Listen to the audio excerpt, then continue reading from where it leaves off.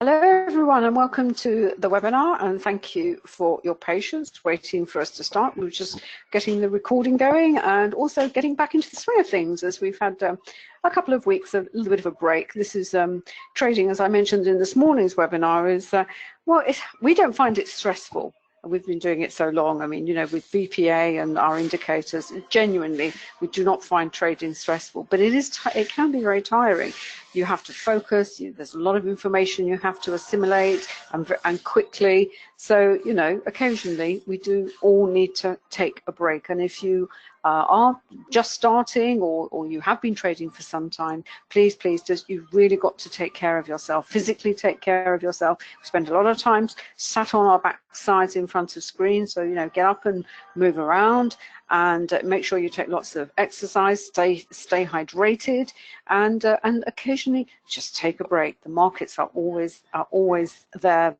They'll be there. You know, something is always going on, and problem sometimes the bit of a downside with trading is we can get addicted to it because it's great fun, you know, particularly if you can make money at it as well. Anyway, but before we start, can I just draw your attention to the disclaimer that I know you can see on your screen. It is also a risky business, and so please don't ever think of using money that you cannot afford to lose. I really want to crack on quite quickly because all sorts of things are happening. They've literally happened in the last 5 minutes, David, haven't they?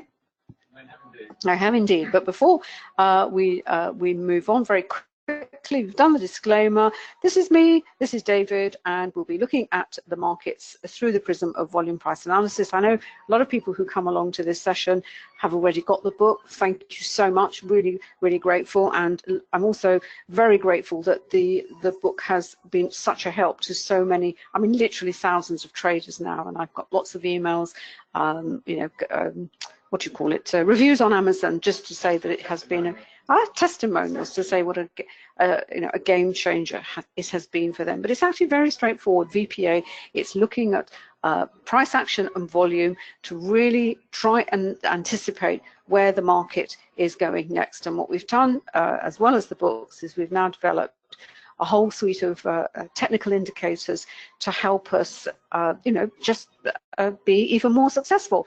With the book, the base book, there are also now books of the examples, worked examples in all sorts of time frames and all sorts of markets, because that was one of the questions I've been asked by a lot of traders and investors, saying, look, you know, we understand the principles behind volume price analysis, but, you know, could we just see it how it's interpreted on the different charts in different markets and in different time frames. And so there are two books of examples, one that covers the indices and commodities and stocks, and the other one is for the forex market as well. They're all on Amazon. Just search out either Anna Cooling or volume price analysis, and Amazon will do the rest for you. As I mentioned, we've developed a set of indicators to help us in our both forex trading and trading the other markets, both time charts, non-time based charts. You can find the details of the indicators at quantumtrading.com. Now, the reason this slide has come up is because we're actually just using NinjaTrader today. I have NinjaTrader, David has NinjaTrader, but the tools are available for MT4, TradingView, not all the ones for TradingView, because it hasn't been possible to port some of the indicators to TradingView because of the language that they use on that platform. And we're now actually working on TradeStation as well, which is really very exciting. This is the site, quantumtrading.com. Lots of videos, explanations of how you can use the indicators, and obviously the price for the indicators. You can buy one, you can buy bundles, or you can buy the full package. All covered by a 7-day money-back guarantee. Upgrades to the indicators are free. You can switch platforms. Sometimes there's a difference to pay in platforms. As I said, NinjaTrader is, because there are more indicators, is slightly more than, say, the ones for MT4 and 5. And finally, if you want to catch up on my analysis, I've been a bit behind because we've not been around, but there's going to be a load of analysis going up in the next day or so. That's annacooling.com, and you can also catch details of how I update the various Facebook pages that I manage. And if you want any information on anything you hear in this webinar, you can email me, anna@annacooling.com, or david@quantumtrading.com. There is another email, which is help desk. That's sort of for you guys maybe who've already got the indicators and you've got a query or an issue. If you email helpdesk@quantumtrading.com, the guys there will help you. Anything else, David or myself? Right, we're ready to start. I'm just going to pass over to David while I set my charts up, and we will get going.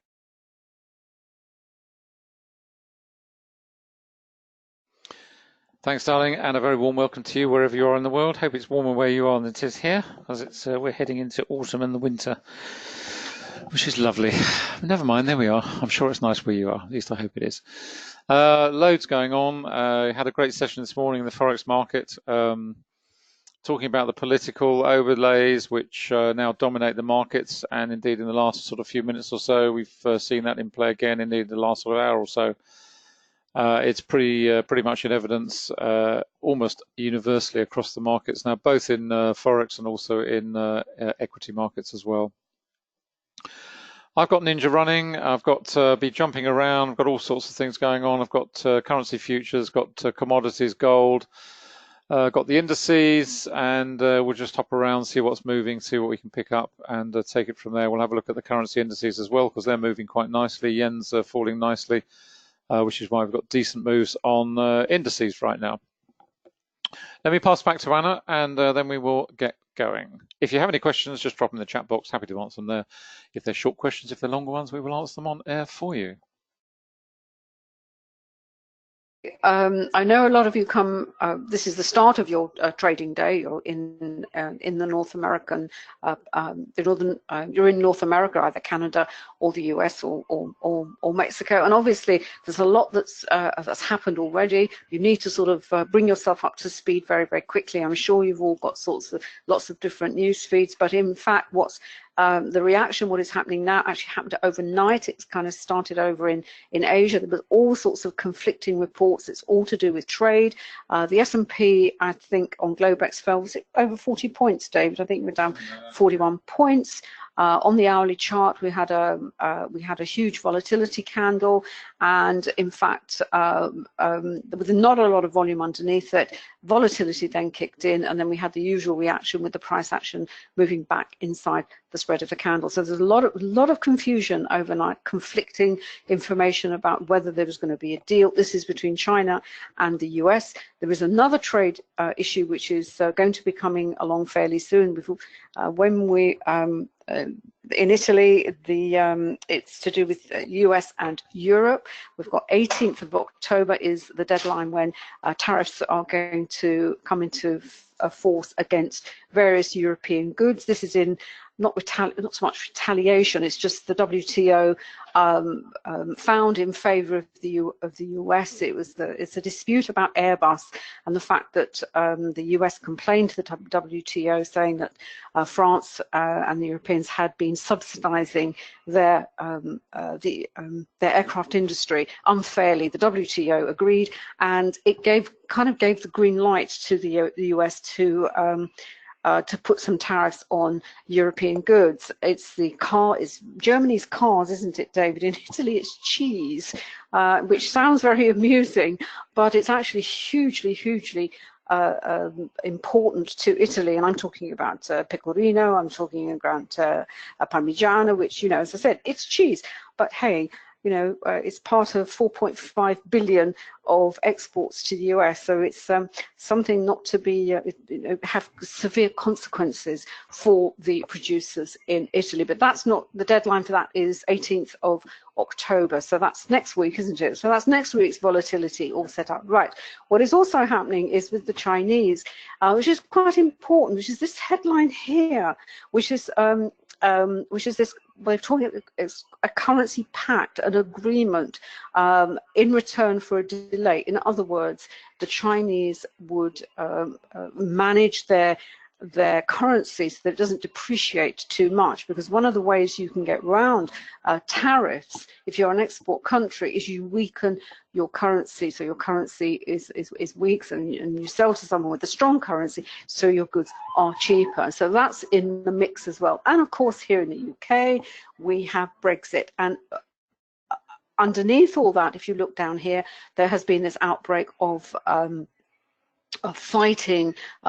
Turkey seems to have taken this as a green light to start bombing bits of northern Syria, and they're on very many years of ongoing conflict with the Kurds, who are, who've been supporting the US in their fight against ISIS. It's a dreadful political situation, and that's all kicked off as well. So as I said, there's so much going on.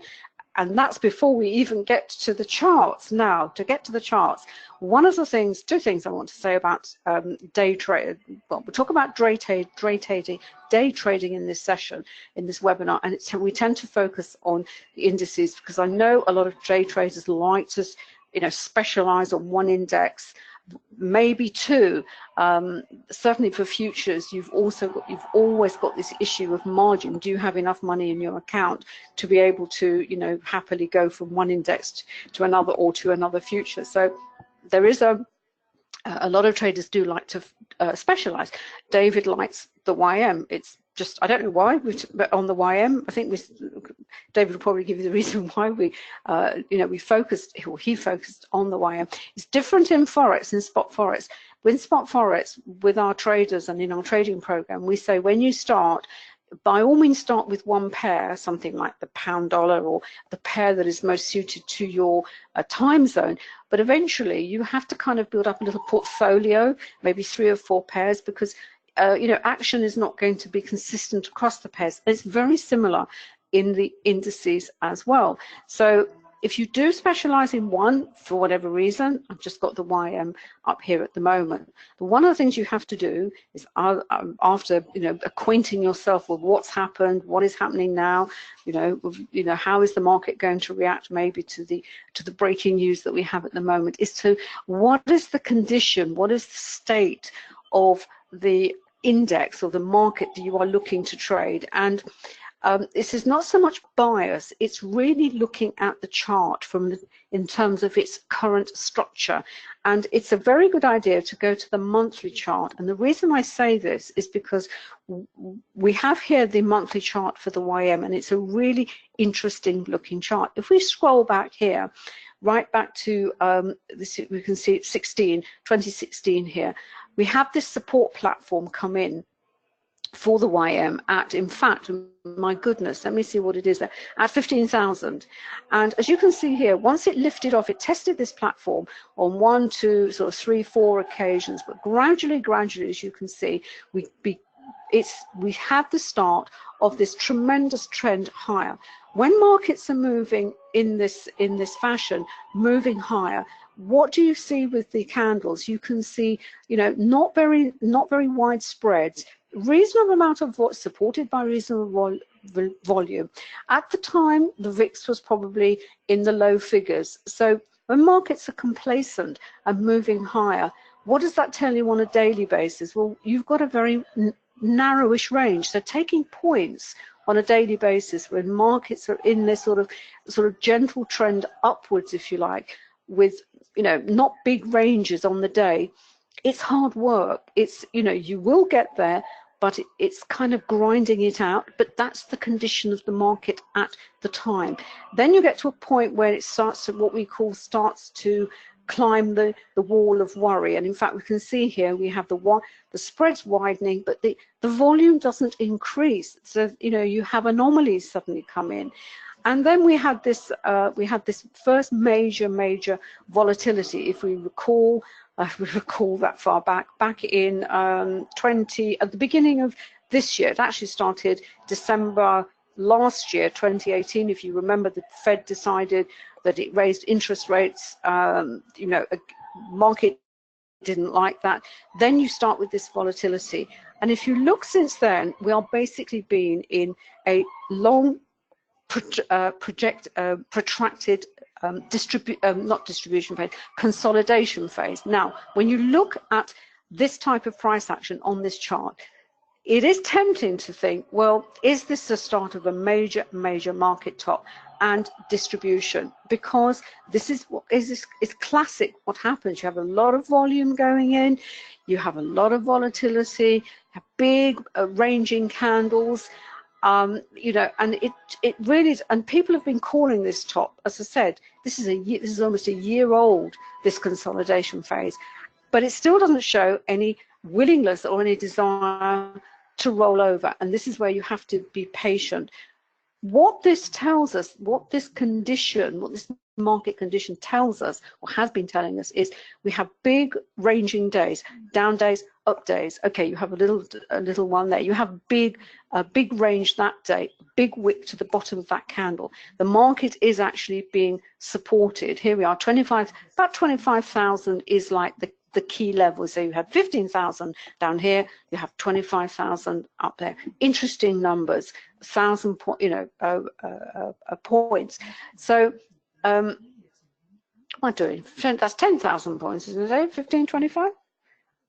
Yeah. So how many points? 15 to 25. Yeah. Yeah. A lot of points. Yeah. Yes. 10,000 points. My goodness, what am I saying? 1,000 points. 10,000 points between here, which is not that far. 2016. That's going some. So this is the condition that the market is in. It's volatile. We know why it's volatile. The price action is confirming that. Is it a time for, a rollover? We don't know. We're not here to make that judgment, but it tells us, it gives us an inkling of what we can expect in the faster time frames that probably you, I, and the traders are out there are looking to trade. From a VPA perspective, and whether this is a major distribution phase, you have to look at the candles, and you have to look at where the wicks are on the candles. And each time there has been an attempt to sort of, as you said, to roll over. There's been a lot of buying coming in for all sorts of reasons. You can see under here the wicks to the bottom of the candles. This was the latest one here. It looked like it had a big fall. Market is then pushed up again, pushed up once again. This is an up candle, not a lot of volume underneath it. So, at some point it is going to roll over, but it doesn't look like it's going to happen at the moment. And as I said, and it is also being supported by, good news. The market wants good news in terms of the trade tariffs. If there can be some agreement, maybe there's going to be some more QE from the Fed. Is the Fed going to reduce interest rates? But you as a trader, you need to see what kind of state. We call it the C state.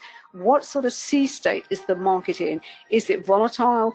Is it is it very choppy, or is it just very serene? Is it in the doldrums? And you can only make that judgment by looking at, as I said, on this case, I think you have to go to the slowest time frame chart, which is the monthly chart. It doesn't tell you whether it's going to be a down day or an up day, but it tells you the state that the market is in at the moment. David, do you want to say anything to that? Yeah. Sorry, I was just doing something else. I was just on another screen. Apologies. All I would say is, going back to that monthly chart, that could be a 1 minute chart or a 1 monthly chart. Makes no difference whatsoever. The key is, obviously, you've got the volume point of control there. We're trading in that range. It's the heaviest concentration of volume. But as Anna said, if you look at the structure of the candles, if this were climactic price action, you would see an awful lot of candles with big wicks to the upper body and clear selling into weakness. You're not seeing that. You're actually seeing the inverse of that. You're seeing buying. As the market falls, you're seeing the buyers come in, the market makers, big operators, whatever market it is, it doesn't matter. That's what it's telling you at the moment. And it's simply about being patient and waiting for this market to break. When it breaks, then you're looking at back to levels and flow. You're looking at the key levels for a breakaway and a continuation of the trend. That's our reading of the situation. We could well be wrong. Others will disagree. But if you look at it in that context, then that's the way we read that particular chart at the moment. But as I say, it could be a 1 minute chart. The fact it's a monthly chart, the why, it makes absolutely no difference. It's just reading the chart, the price action, and the volume accordingly. Did you want to switch over, or? Okay. Just going to switch over onto my ninjas on this side, and we'll have a quick flip around, see what's going on across the other markets as well. Just get Anna to do that. Just change screens. Yeah. to reiterate what David has said, this happens to be, I'm looking at the monthly chart because I want to understand what the kind of, if as I said, the C state, what is the condition of the market at the moment, what can I expect in terms of condition and C state on the faster timeframes. But this, as I said, this could be any, this chart could be any time frame, and what it also tells you is basically, as I said right at the beginning, if your market of choice is in a, as I said, moving up in a gentle sort of a trend upwards as it here, which is very nice, certainly from an investment point of view, but from a trading point of view, where each day you have these narrow, you don't have very wide price action, and it's it's tough going basically. Maybe when you see this, is it time to move to another instrument which is going to give you a little bit more action, a little bit more momentum, because in fact this is actually I hate to say it, it's a dangerous state, isn't it, David? When it's the longer you're in a trade as a trader, the more the more risky, the riskier it becomes, because you're at the mercy of unexpected news, and certainly at the moment there is a lot of unexpected news. It's just a case of recognizing, as I said, the state that the chart that you're looking to trade is in, and if does it suit you. The other thing is, does it suit you temperamentally? Maybe you like a sort of nice gentle upwards or even down move. Although having said that, when things start fall, they do tend to fall a lot faster than they go up.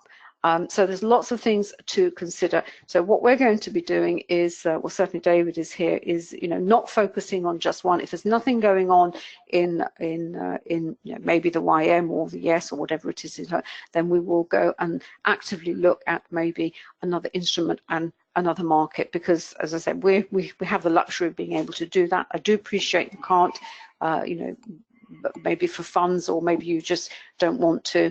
But this is how we approach day trading and trading futures.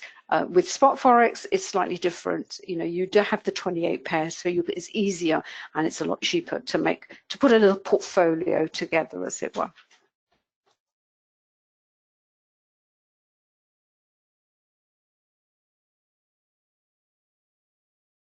Just switching over. I'll just flick my screen up. We should be seeing that any minute now. Hopefully you can see the currency strength indicator on the left and 4 charts spread around the screen. Just move that out of the way. This is actually the currency future. This is the 6J, the yen, and it's the inverse of the spot. So this is yen dollar. This is not dollar yen. So what we're looking at here is basically, if you like, an image for the yen. This is the yen down here. We're seeing some decent selling of the yen, and that's reflected in this particular pair. As I say, when you're in currency futures, everything's quoted against the dollar, so it's yen dollar, not dollar yen, as in the spot market, which is why these numbers up here are the inverse of what you see in terms of the spot rate. So I've just got an eye on that purely because I want to see what's going on in terms of indices. Just go over onto the currency indices for a moment, just see what's going on there. There's been some big spikes up and down. This is all 5 minutes, so it's all pretty quick. This is top left is the yen index, top right dollar, bottom left is the euro, and bottom right is the pound. We've had this spike on the pound, so that's presumably Brexit related. We've got an equal spike down on the dollar. Not sure what's triggered that one.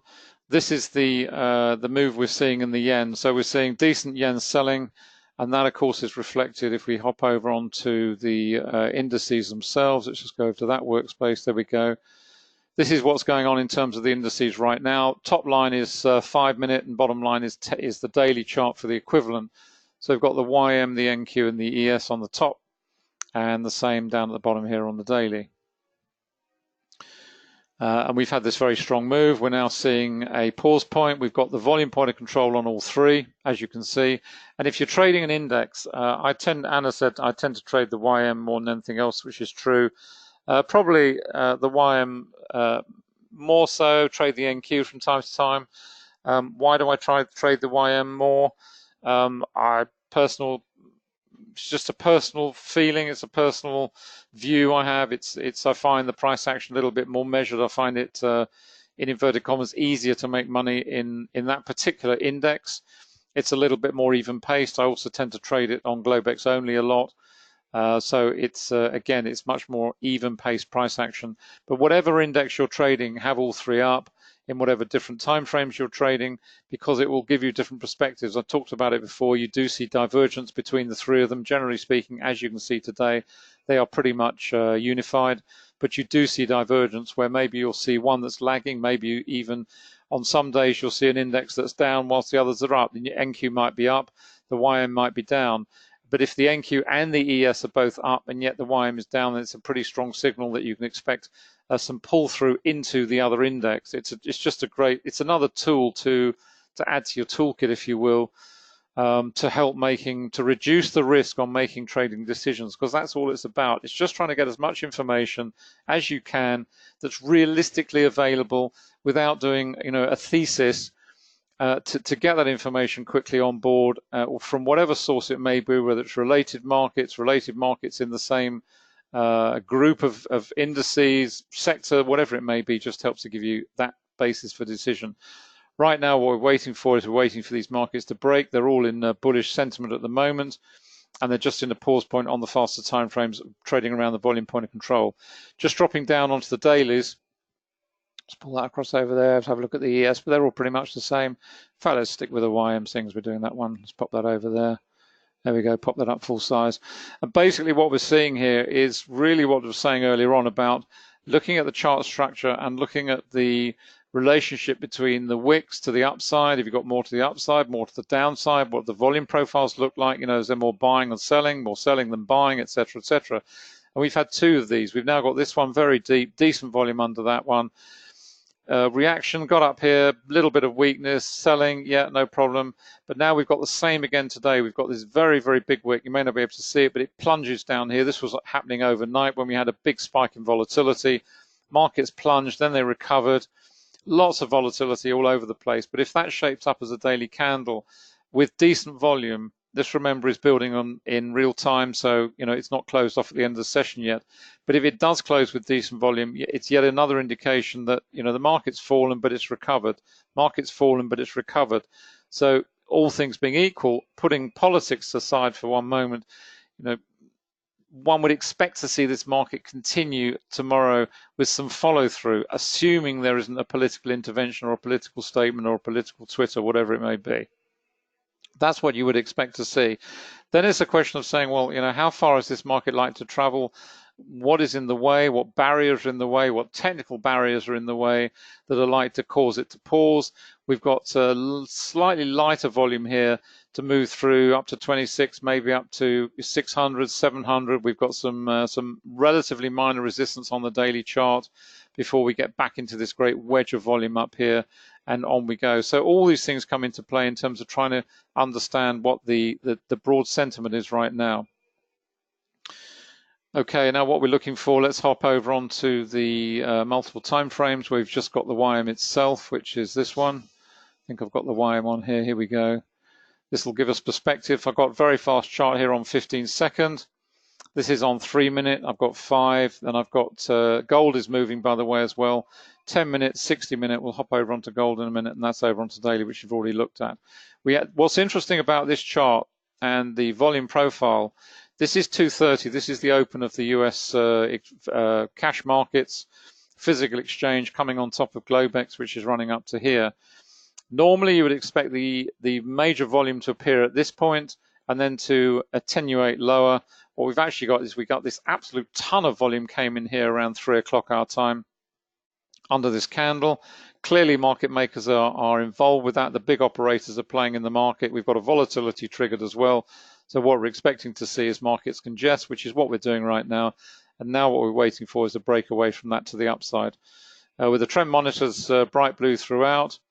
This is on 15 second, remember. We've got a little bit of a pause point here on 3 minutes, what you expect, because we've got a pause point around the volume point of control. Nothing on 5, nothing on 10, and nothing at the moment on 60 minute either. You wouldn't expect to see any change there. This is transitioning from what was a bearish phase into a darker phase of price action and come out the other side back into bullish. So it's reverted back into bullish sentiment on the hour. Just waiting for that, and it's about patience. It really is about looking at the chart, various time frames. That's on 3. Let's have a look on 5, and trying to understand where you. Let me put this up to slightly slower. Let's put this on 15, for example. And what that tells you is we're trading around inside this candle, and therefore what we're waiting for is a breakaway, a clearance of that level. So we're looking at maybe up to, probably not up to 500, but certainly getting on up that way, because once we're up at that level, then we've cleared well away from this particular candle, and we're just moving off into another phase of price action. So it's all about being patient and waiting the whole time. Just head over onto commodities, see what's moving there. Top line is oil, and the bottom line is gold. We've had quite a big sell-off in gold over the last few hours or so. This is the daily chart for gold. Just move that out of the way. Just keeping an eye on everything here. There's a very strong level of support coming in. This is on the accumulation distribution indicator, and the thickness of the line denotes the strength of either support or resistance. So the thicker the line, the stronger the level. And this is a pretty strong level here, which is now coming into play as we duck below $1,500 an ounce. It's come into play several times already, as you can see over here. Each time it's tested, it's closed, held above it, so it's a pretty strong region. If that's taken out, then the likelihood is that gold will then decline, and with this low volume node in the way here, could go all the way back down to here, even back down to 1440 in the longer term. But having said that, and the drivers for gold are many and varied. You've got the dollar, you've got inflation, you've got safe haven, and any one of those could change literally overnight. Wars are a big factor in terms of gold, safe haven, anything that spooks the market. You'd like to see a flight to safe haven assets, of which gold is one. So I've got gold along the bottom here. This is the December contract. Got this on 1 minute, 5 minute, and on the daily chart here. And of course, that will also be impacted by the dollar. As I said, I've got that set up over on another workspace, which is, where are we? There we go, that one. So on this workspace, I've got, sorry, beg your pardon, this is back to I've got the yen on here. I've got the yen, the 6J on here at the moment. This is the yen, which is falling steadily. This is on 15-minute time frame. If I increase that to, put that up to 30 even, see how that shapes up.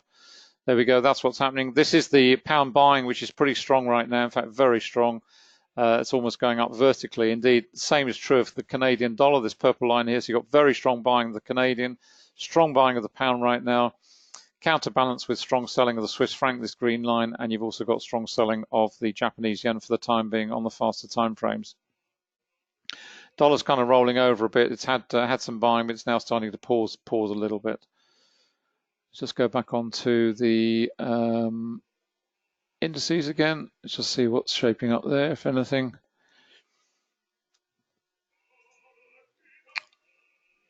Still rotating around the volume point of control, so nothing happening there.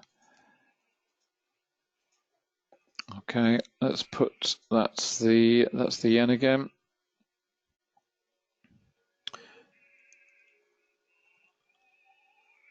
Let's just go back onto commodities again and see what's happening with gold.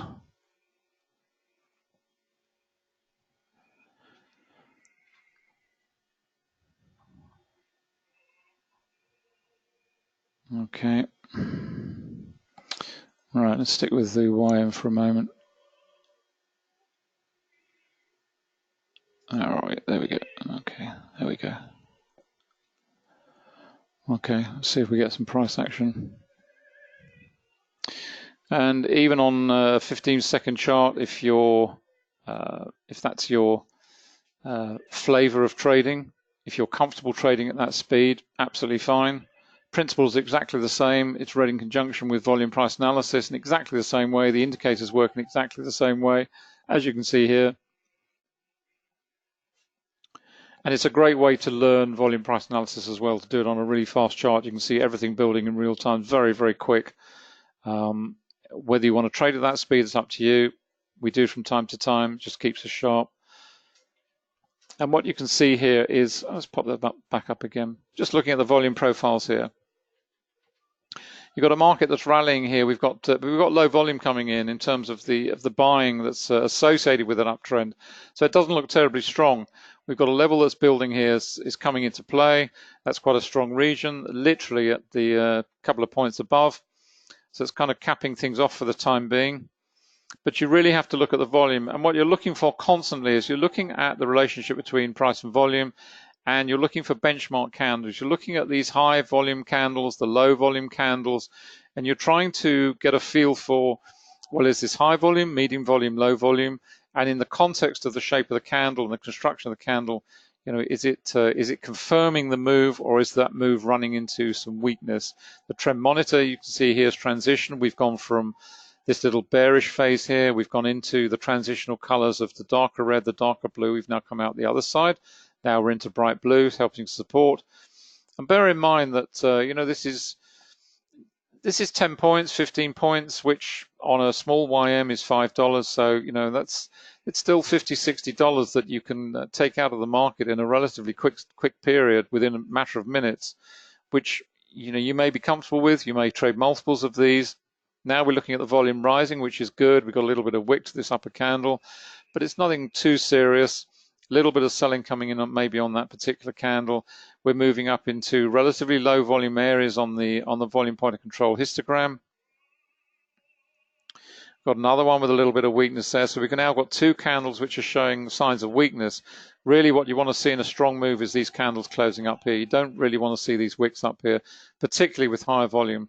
So with higher volume, this candle, you're expecting the market to roll over a little bit, which is exactly what it's doing. Because it's what you expect it to do. Because if you read volume and price, then you'll understand why it's doing it. You've got a pivot to the upside here.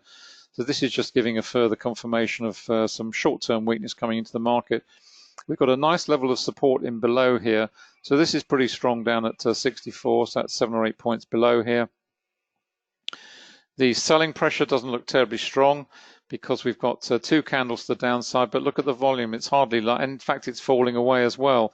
So again, if this were going to fall away dramatically, you would expect to see these two candles associated with candles moving in this direction, in other words, higher. They're not. They're falling away. So it's just telling you that at this level, and bear in mind, this is a very fast chart, but at this level, you know, we've got, it's not strong selling that's hitting the market right now. Let's just pop that out of the way and see how, let's move out from the market a little bit and just calm things down a bit. This is up on 15, there we go. So, you know, we're still waiting to break clear of this, if that is our level that we want to be free of. If we're comfortable getting in at 26,500, then that's fine. It'll be well clear of this, the top of this volatility candle that's appeared there. Okay, just down on back onto 15 second. Nice little signal there. Lots of volume. Big wick to the upper body. Nice upthrust candle, and another one. Not so much volume under that one though, but there certainly was under this one. So, you know, weakness there. It's not looking terribly strong for the time being. And it's building a kind of level here. So if you want to see a continuation of this, we want to see it through 78, 79 on up to 80. There we go. Not very strong on the volume. Let's see what this one does. Hopefully we want to see a nice widespread up candle without a big wick. We've got a, well, half a body wick there. We've got a lot of volume under that candle. So again, it's looking a little bit toppy. It's not looking terribly strong. Market's struggling right now to really get some momentum behind the move. Wick to the lower body, it's a nice sign. You know, we've had a bit of selling come in the market, but you know, the market supported it, but not hugely. But it's a positive sign. If that was going to roll over, then it would close down here, but it hasn't. It's closed up here. So there's decent buying in there. That's okay. Little candle, small volume. That's all in agreement. So we've had a bit of a gap up. We're going up again. Nice. On we go. Okay, that's nice. No anomaly there. Obviously, you've got decent volume and a nice widespread candle, which is what you want to see for confirmation. Okay, now we're starting to break away on the slower time frames. Here we go. It's all about patience, and it's all about setting your levels. Whatever level you're comfortable jumping in, you might be comfortable jumping in now, saying, okay, fine, I'm at my level. I can see I've got a low volume node up here. I'll be looking up at the 5, 10, 15s maybe, and taking it from there. Now we got up to 26.5, which is what I said about this candle here. This was on 15-minute. Once you clear 500, then that may be your comfort level to jump in. That's fine. It's okay. You might argue and say, well, hang on a minute, I've given up, 30, 40 points in here. Well, that's all about your comfort level, your risk. If you're comfortable getting in earlier, then that's fine. Some traders will, some traders won't. You'll all have different levels that you want to get into this market and that you're comfortable getting in. Let's go down onto, sorry, I've got these the wrong way around, beg your pardon. Let's change this to 10 minutes. So we've got 15 second, 3 minute, and 10 minute across the top, and let's make this 15. There we go. Okay, now we've got a better picture. Personally, I prefer to have, I have different layouts for different things. When I'm on, for example, on tick charts or time-based charts, let's go over onto tick charts. Can't remember what I've got set up there actually. This is on oil, apologies. But basically when I'm on tick charts, I like to have the fastest tick chart here. This is on 377, 841 up to 1597. And when I'm on time-based charts, as on these, then I tend to have it this way around. Don't ask me why, it's just the way I happen to do things. You may prefer to have it the other way around. You might like to have, I don't know, going right to left or left to right. Where are we now? Still struggling to get through 26,500. Let's have a quick look and see what the yen is doing. Let's go over to these babies here. There we go. Here's the yen up here. Okay, what we want to see now is we want to see a nice break away from this congestion phase. We've been in sideways now, which is why the indices have been in sideways. We want to see that breaking lower. This is the euro. There's some decent selling on the euro. Pound is still trying to rally. The dollar's kind of chopping around, going sideways at the moment after that fall. But this is the one we want to keep an eye on. Let's just see what's happening on the yen futures. There we go. Starting to see that drop, and it's a nice way of looking at the yen. The yen, as I say, all the currency futures are quoted against the dollar. So if they're dollar CAD, for example, then it's CAD dollar. So it's the inverse, and that's the same here. It's the yen dollar. It's not the dollar yen. So what you're looking at here is a straight reflection of what's going on here, for example, whereas on the spot market, it's the other way around. So it just makes life a little easier, if you will. So this is a nice move developing. This is on 3, 5, 10 minute and the daily. And you can see the trend monitor steadfastly red throughout, holding us in. Very, very nice, very straightforward, very comfortable. Nothing really to frighten the horses there. All I would say is that this is on, what are we on, 30 minute here? Let's have a look. 15 minute, okay. The yen is obviously getting very stretched now, very oversold. So, again, you'd be keeping an eye on that. We've had this very strong move in the Swiss franc, highlighted that one. Strong selling of euro, strong buying of the pound, and the strong selling of the Canadian dollar continuing, which is very nice. So there's some really nice moves in spot forex that you'd be trading right now because those currencies are all moving strongly higher, strongly lower. Match them up and off you go. Very straightforward. Then you're onto the currency matrix to sort out whether that flow in sentiment is universal or whether it's particular to one currency pair, which is in opposition to the others. Then you're looking at the array for strength of trend and the possibility of reaching overbought and oversold in terms of the currency pairs themselves. Just go back to the indices again. Just go through to the primary ones there. There we go. Okay, that's what we're seeing. So this is moving nicely now.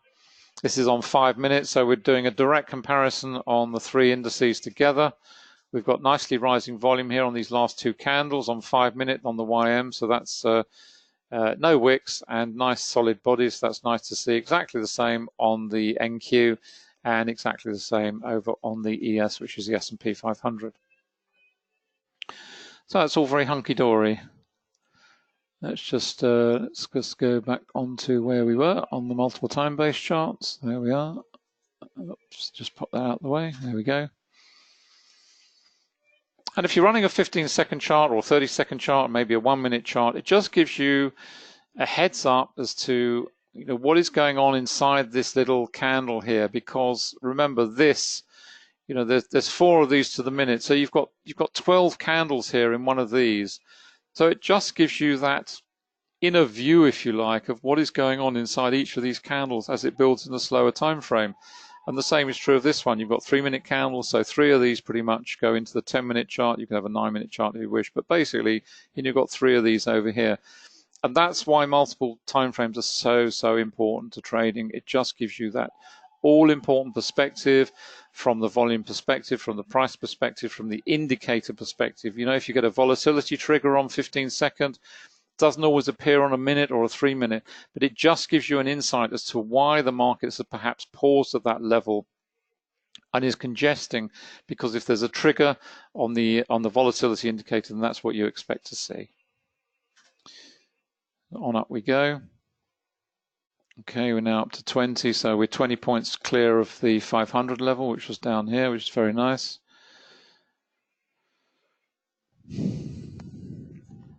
Trading is not stressful. Driving to Italy with two elderly dogs in the back of the car who are not good travelers is stressful, I can tell you. But this isn't. And driving back, so. But this is not. It's enjoyable, it's fun, you're making money. If you've got your stop losses in there, it's fine, you get stopped out, so what? No one's died. You know, nothing serious has happened. You've lost a bit of money, big deal, move on, forget about it, and just carry on, get the next one. That's how you have to view it, and you also have to view profits in the same way. Okay, you had a winning trade. You know, you're not capable of walking on water. You're not God's gift to trading. You just happen to have made a winner. Good for you. On to the next one. It's as simple as that. You just have to have an even balance to wins and losses. That's it. You're not euphoric when you win. You're not decimated when you lose. You just have to find an even temperament to all this, and don't take it personally. You know, the markets don't care about you. They don't care about what you do, where you are, how much money you've made, how much money you've lost. It's just there for you. Just trade.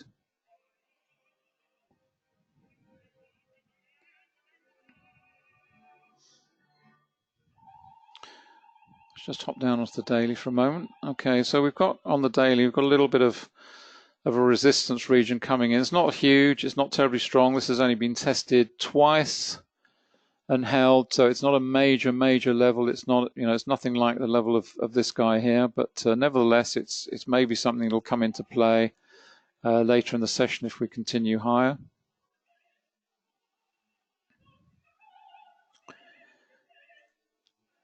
Okay, this is a nice little this little phase of price action here. This is classic VPA. You've got rising price, you've got rising volume, and you've got widening spreads. So what that is telling you, it's very positive. It's a nice signal. It's you know, it's Wyckofian principles that we teach in the forex trading program, but which can be applied to any market, because even though it's a forex trading program, the principles that we teach can be applied anywhere, any time frame, any market, any instrument. Okay, we're still chugging along nicely.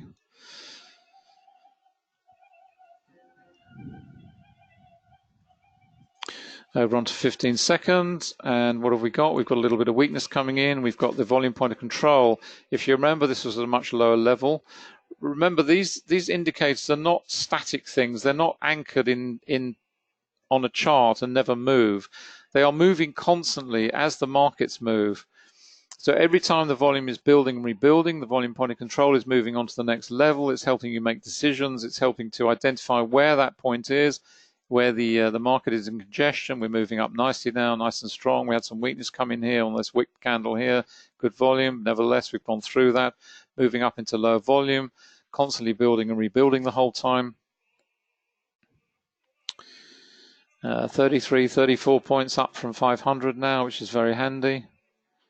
Even if you're only trading one contract at $5, that's still $150 for what, half an hour's work. That's pretty handy. We're well clear of the of this candle, and we're just moving along quite steadily, quite nicely.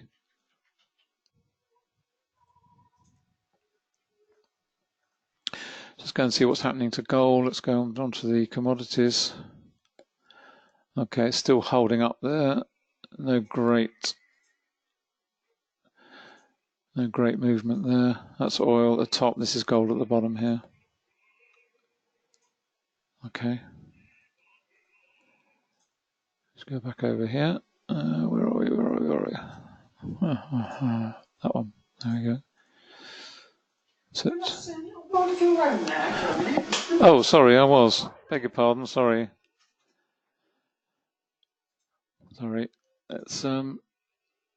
It's just enjoyable as long as you understand what you're doing and what you're looking at, and it's just fun.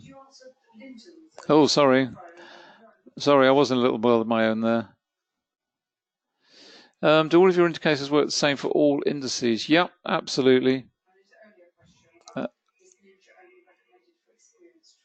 Who asked that? Oh, right. Is Ninja only recommended? Well, that's an interesting question. I wouldn't say it's only for more experienced traders. I'd say it's what we generally suggest is that if you're a novice trader, then it's probably not the place to start, particularly if you're talking forex. But even forex now with MT5, you've got the option of multi-assets on MT5. So for forex traders, what we suggest is they start with MT5 if it's a multi-asset approach, and then migrate to NinjaTrader, only because with NinjaTrader you've obviously got the platform, but you've then got to incorporate your own brokerage.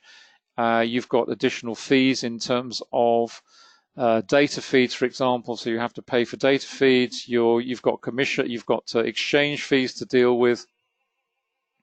So you have all of that to deal with, and I generally, as a rough rule of thumb, I would say that the vast majority of NinjaTrader traders are either trading, well, they're primarily trading futures, I would say, not so much spot, but certainly futures. So you will find an awful lot of commodities, index futures, commodity futures, and currency futures on this platform, and that's really what it's geared for. And Ninja have their own brokerage, which they acquired several years ago now, and they've incorporated that. But it's a more, say, sophisticated. It's a little bit more complex, I suppose. And really, that's the way we view it.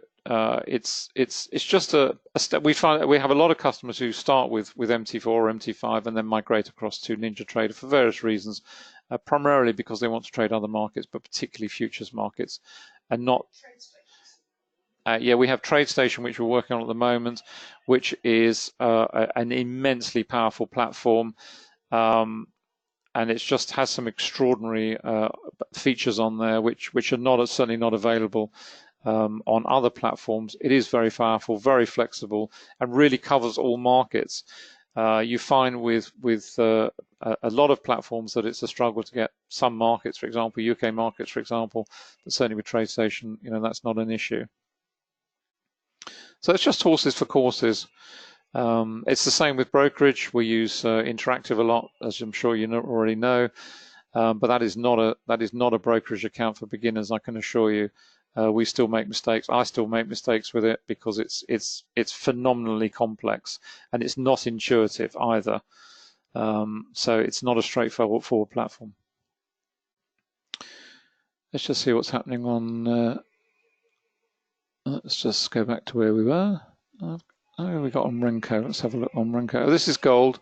Okay, this is gold on Renko. Anna often has Renko up in the mornings on MT5. This is Renko on NinjaTrader. Renko is a fantastic charting application to smooth out price action. If you find price action a little bit choppy and you find it hard to read, then using a Renko chart, this is on gold, this is the December contract. I've got the indicators on here, they work exactly the same way. These are the trend dots, this is the trend monitor. The trend dots work very close to the price action, which is why you see these changes coming in. We've got a reversion to blue here, then back into red, all the way down to red. We've got a little bit of blue coming in here again. Looks like we're going to pick up on red again. But the trend monitor doesn't transition, it doesn't reflect that.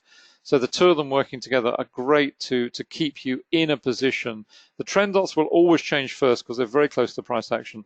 The trend monitor doesn't, because it takes a more considered view. It's been designed to help to keep you in through those portions of price action which are the most damaging.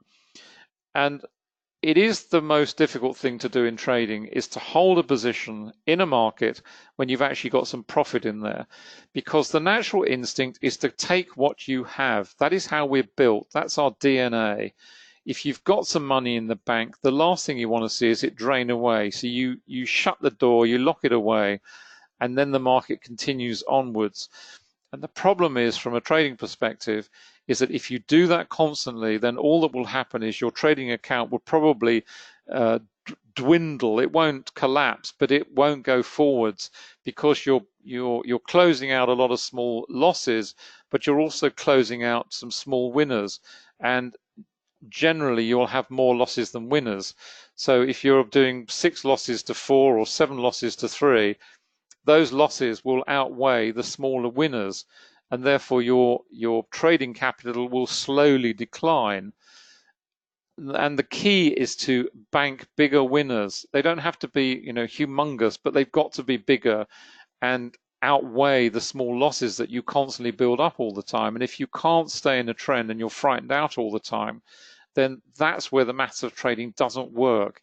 It will not work for you because it simply cannot. And therefore you have to find a way of staying in when a market moves against you. You're in a decent position, you've got a reversal building. You have to interpret whether that reversal is a true reversal, in other words, from a primary trend higher to a primary trend lower, or vice versa, or whether it is simply what we call a secondary trend. In other words, it's a minor pullback or a minor reversal. Volume price analysis helps you to understand and interpret that. It's one of the powerful applications of VPA, because if you can do that correctly, you will then not be frightened out of a position, because if you understand what you're looking at and you think, yep, okay, I can see what's going on. I'm in a, say we're in a strongly rising market, the market then pulls back against us. If we see the volume falling away with that fall in price, then we can be pretty assured that this is a secondary pullback. It's not a major reversal top, purely because we've got an anomaly. We've got falling price and falling volume. If we had rising volume and falling price, we would be seriously concerned and probably get out of the market. That's the power of VPA. Again, it's something we explain in great detail in the Forex education program, but can be applied to all markets. And it's so powerful. It's probably the one aspect of volume price analysis which will ultimately dictate whether you can succeed in this business or not, because it's that principle that dictates whether your trading capital increases or simply declines slowly. Sorry to bore you with that, but yeah, I'll just go back to the charts and I'll answer the questions. So that's gold on the decline. Here we are. How many points are we up now? Goodness me, we're up 55 points. Very nice. All very leisurely. No great stress. Great way to make a living. Right, what were the questions? Let's have a look.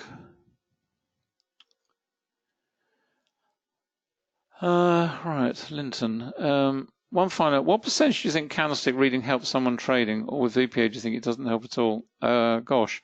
What percentage do you think candlestick reading helps someone trading? I would say 100%. You have to be able to read candlesticks. I mean, you've got to remember, we've been doing this for many, many, many years. But if you're sitting here and you've got the time to do it, if you've got the luxury as we have, do it day after day, week after week. When we first started, we didn't.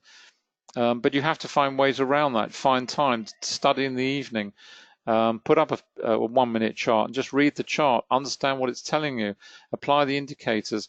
That's how you study and learn, and ultimately it will come. But anyone you talk to, there are traders in the VPA forum on the program who've been doing this for many years, and that's what it takes.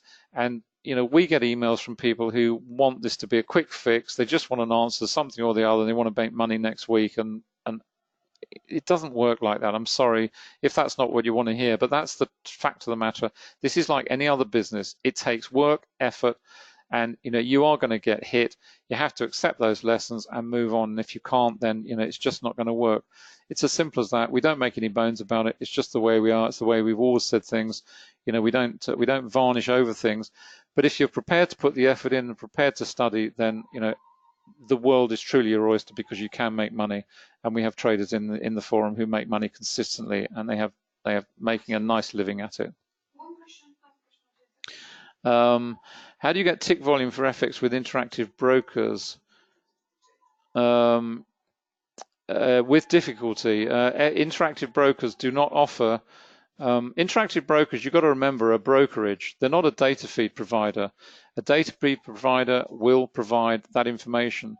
TradeStation have, I think it's something like 100 years of data. They have all that information. They have that's their business was built around the data feed. It's immensely powerful. Interactive brokers are a brokerage. They don't offer tick data for spot forex. It's just a fact of life. They're not going to change because, as far as they're concerned, it's not part of their business model. They're not really interested in providing tick data for that particular market. It's just a fact of life. Sorry about that. It's just we've asked the question, and I'm sure you've seen the question asked many times in the forums as well. Just not available. You both sound super refreshed from your trip away, by the way. Thank you. We did need the break. I have to be honest. It was a bit of an odd 2 weeks. But I won't bore you with that. But we did have a week sort of where we pretty much did nothing and just sort of chilled out a bit. So thank you for that, and much appreciated. So there we go. Been going an hour or so. And going back to where we started, it's just patience. We were, around the volume point of control here. We were looking at this volume candle. We were looking at, where we might get in, and we thought, okay, well, perhaps we might low 8 to 500. We might have gone in at 480, 490, and this is all looking nice. We've got the trend monitor supporting. We've got the trend line here, which is helping to give us a perspective on how far we are away from the midpoint here. And let's just, where is this going next, this market? Well, let's go up to 15. We're in low volume territory here in terms of volume point of control. So there's nothing in terms of volume that's going to particularly come into play. We've got some very, very strong levels here of both price-based. We see these strong levels, this red and the blue. This is on the accumulation distribution. I mean, this is a massive, massive region. You've got the volume point of control itself. You've got a ton of volume here. And you've got these two channel volumes, regions here, this very strong, what was acting as a ceiling of resistance, and you've got this very strong platform of support equally below. And once you get channels like that building, then there's only one thing you have to do, and that's be patient. Just be patient. Wait for the market to break away. It will, it has to, every market does. No market stays congested forever. It can't. It's not, doesn't happen. You therefore just have to do one thing, wait and be patient. And when the market breaks away, have a look at what's above in terms of the barriers to that move. If we're moving to the upside, have we got some high volume? Have we got some price-based resistance, which is going to come into play? Where have we got our low volume nodes? We've got a low volume node here. So, we shot through there and up into a higher region. This is, and this is how to read the chart. And once it comes into play, then you just read it accordingly. And now what we would do is we would drop that out the way. Let's go up to the 60-minute chart. See what we've got there. Just reload that. I'm not sure I've got the accumulation distribution on here, actually. Should be. Perhaps I haven't. But we had the accumulation distribution on here. We'd have levels there. You can also see as we're moving higher, the volume here is falling away on 60-minute. So from a 60-minute perspective, this market is going to travel, should travel through here relatively easily, purely because the volume perspective, or volume from a resistance perspective, at any rate in this case, is getting lighter and lighter the whole time. So you look at volume, you read volume in exactly the same way as you read price-based support and resistance. If you've got deep areas of volume, then that volume is going to cause the market to pause, purely because you've got a whole smattering of orders lodged around there. You'll have traders trapped in weak positions. You'll have orders waiting to come into the market. You'll have all sorts of stuff in there. And that's why the market will pause. The other reason for it pausing at that is if the market's paused there before, it considers it important, and therefore, if it considered it important in the past, it'll probably consider it important at this point. Equally, if it's a low volume node, somewhere where the market's moved through pretty rapidly, then it's an area where the market is not considering it very important, and therefore it's not likely to consider it important this time around. Nice candle there, deep wick to the lower body, tons of volume under there, lots of buying, pushing the market higher. And on we go. Sorry, did you say there was another question? Okay. Right. Right. Like I said, most I want to when I'm fire right. When I'm in 5 minute over, should I wait until 15:30? Right. Okay. I think, Guy, and what you're talking about is really looking at this. It's something. In fact, it's something I touched on this morning about the whole business of multiple time frames.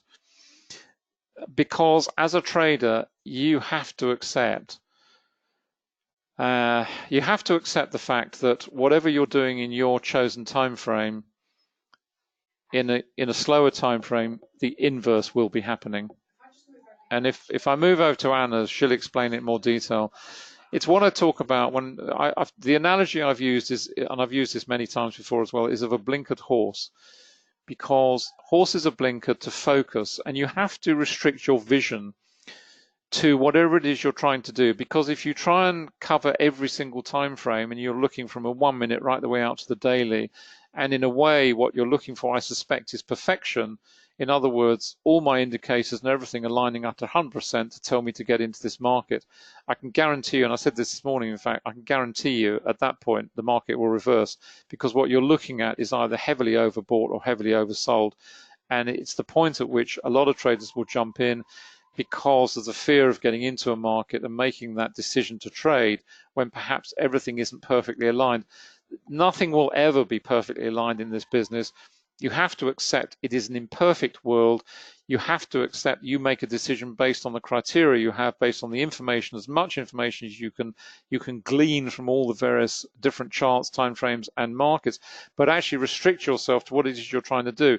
If you're a scalping trader and you're on the 15-second chart here, for example, you're not going to be down on the 4 hours and the 2 hours and the other. That'll be doing something totally different there. I mean, it might be bearish, it might be bullish, who knows? You've just got to restrict yourself to the time frame, your time window, your 3 time frames, the 1, the 5, the 15, the 15-second, the 1, the 2 minute, whatever it is, the hourly, the 4 hourly, the daily, and just focus on that. If you're on a slow time frame, if you're on a 4-hour daily chart, you don't give a damn about what's going on a 15-second chart or a 1 minute chart or a 5 minute chart. It's of no interest. It has no relevance to you whatsoever. Your focus is on the 4-hour, the 2-hour, the 4-hour, the 8-hour, the daily, whatever it may be. So you've really got to just restrict yourself in that way. Take a slice of time out of the market, if you will. You're taking a slice of price behavior, focusing on that, trying to make money in that time slice, and then getting on to the next one. I'm going to move over to Anna because she can probably show you on her charts.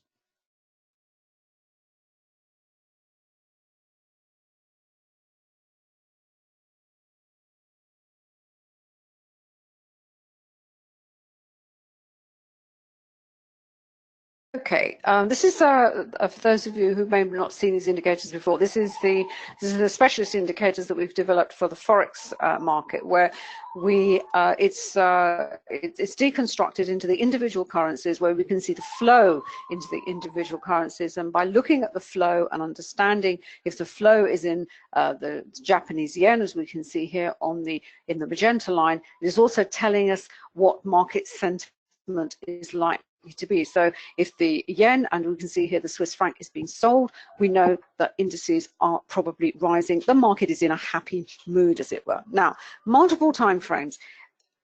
because the forex market is very much the 24-hour market is really three separate markets. It's three very distinct trading sessions, and with London taking sort of 43% of all the forex business on a daily basis. This is now over 6 trillion day market. So you can see why so many people are attracted to this market. But let's look at these indicators and let's look at the multiple time frames. This is how I set up my CSIs with a matrix. And if I explain how I set it up, it will really become clear what you're looking at in terms of what is likely to be happening on the chart. The reason I have the 1 hour chart up here is not because I trade the 1 hour chart, but it's a great chart that I can hover over and I can see the change, if you like, as the sessions cross over and new traders join the markets. So this is the euro that we have along here. This is the gold line. If we look up here, you've got to take 2 hours off the time stamp that's there. So that says 4 a.m., but it's actually 2 a.m. because of the way MetaQuotes reports the time on the charts. It's in real time, but it's 2 hours delayed. So this was overnight in Asia. Now at this point here, we are 8 o'clock. It's actually 6 o'clock. So it's the start of the European session. We had a very nice rise in the euro this morning. It's quite a dramatic rise in the euro this morning, and we can see here an equally dramatic fall in the US dollar. But when we get to this point here, and we're at 1600, which is 2 o'clock, we can see here the euro is about waiting for it to turn over. We said this in this morning's session. It looked like there was more upside to the euro. It hadn't reached an overextended phase. This 80 number that you see here and this 20 number, it doesn't stand for anything. It's just a visual cue to tell us that possibly a state of overextension is being reached. Now down here I've got the 12-minute chart. And if I track the euro, you can see this is a fairly smooth rise and then a rollover. But you can see on the 12-minute, in this move higher before the rollover, we see here this is 17. Let's go back here. This is about 16. It's about here. This is the point it actually sort of rolled over, matching with the hour. It isn't smooth because it's on a faster time frame. The yen also, the euro yen, looked at that point to be maybe a pair to consider. Then we'll go down to, as I said, the 3-minute chart, and obviously you're moving faster and faster. And what the 3-minute chart is actually going to pick up all the oscillations that you are seeing on the 12-minute chart. The 1 hour is going to be smoother. So I actually use the 3-minute chart in conjunction with Renko when I'm in my MT5 account, and I'm just taking trades on these faster time frames. The 1 hour gives me a sense, tells me exactly where I am in the trading day. So am I coming up to a point of a crossover, which is very, very important? What has the sentiment been up to that point? We can see here the euro had been selling off, but as Europe came in and then London came in, there was some strong euro buying. How I then pick up that euro buying and in which pair I pick it up, this is where the matrix comes in, and the matrix you would have on the time frame of the chart, the time frame that you are looking to take the trade. Now, at the moment, obviously, there is very heavy selling of the euro, as we can see here. The gold line has turned over. There's actually a cross on the against the British pound on the 1 hour chart, and lo and behold, if we look at the matrix of the 12-minute chart, in fact the euro pound, that has been the, if you like, the heaviest selling of the euro has been against the pound. You could argue that there's a lot of pound buying because of the Brexit news. So the 1 hour chart tells me where I am in the forex day, in the different time zones. What's gone before, and these key points, these crossover points, when you are likely to get a change of sentiment. We saw it here at the beginning of the London and Europe session. We saw it here at the beginning of the US session. And I said this morning, this is buying. hasn't reached an overextended. Let's wait and see what the US happens. And what happened in the US? Well, the euro duly sold off. So that gives me my overall picture for the individual currencies. Then I go down to the actual time frames that I use. And I've got the 12-minute, and I said I have the 3-minute chart. And here I've actually got the 12-minute chart of, well, I'm looking at the euro. Now the euro is very oversold, as you see here on the 3-minute. Is it going to reverse up? Is it actually going to come to a point where if I'm on the faster time frames and I'm using a Renko, for example, which is a non-time based chart, but I'm only looking for a few points here, a few pips. Is this reversal that is going to be set up? Is there going to be enough in the reversal for me to take a trade counter to what I'm seeing on the hour and what I'm also still seeing on the 12-minute, because it's still falling on the 12-minute and the pound is still rising on the 12-minute. On the matrix, it is still very much down here. But you have to also go to the charts themselves. So I don't know if I've got a euro pound here. Let's have a quick look. See how that actually plays out on the euro pound. Have I got euro pound? Yep, I've got euro pound here. There we are. Let me just take that down there. And in fact, here we are. Right, what have we got here? I've actually got the 30-minute. Let's move that up to the hour. Right, in fact, the hour. This was the move higher that we saw this morning from the London Open. 1, 2, 3, 4, 5, 6, 7. There we are. It was actually a move away from the volume point of control, and this is the reaction that we've suddenly seen the last 2 hours. Huge volatility, bang, bang. And is there a possibility of a reversal in there? Well, it's the action is on a volatility candle, and when you get volatility, as we can see here, price action reverts inside the spread of that candle. It then can carry on through once it's broken the low of the candle, which it duly did here. This is the hour. This is what I'm seeing on the hourly CSI. I've actually got the 6-minute chart here. Let's keep the 6-minute, but let's move to the 12-minute. There we are. Let's have a look for a second. And here we had again move higher. Then we had this sudden use. Bang, volatility, bang, another volatility, a little bit of congestion, and then further down. We haven't had another volatility candle trigger so far.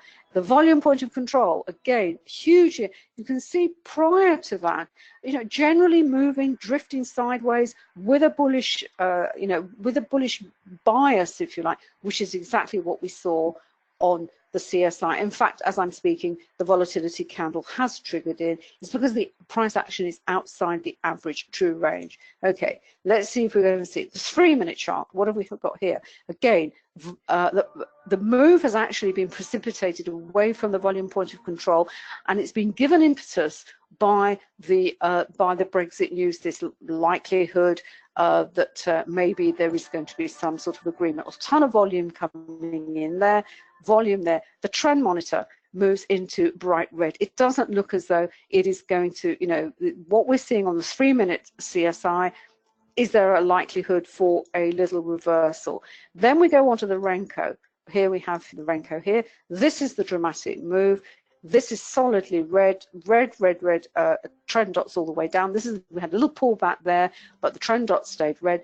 The trend monitor is red. This is the blue from this morning. The change in sentiment coming into the US session and then kicking off with the Brexit news. And what the Renko does, it helps to keep you in. So really, with the Renko, the time charts, and the CSI, that is really how you put it all together. And I go right back to what I said before, understanding the state of the chart, the condition, the C state of the chart when you come to your computer. Is it, if you'd come at this point here, and this was just moving in congestion with a bias to the upside, but look at the spread of the spread of the candles. They're narrow. There's kind of volume going in, but it's kind of drifting higher. As I said earlier, very difficult to take trades in this kind of market condition. The volume point of control was just underneath. Then we had the trigger for the move lower, And in fact, you know, volatility. We've obviously had some buying under here. Now, if I were in on the second, you know, trading seconds, 10 second, 30-second charts, and there are traders who trade those charts, then, you know, maybe that would have given me a little opportunity. But, you know, and we're talking almost algos here. Is that enough to push that higher? We don't know.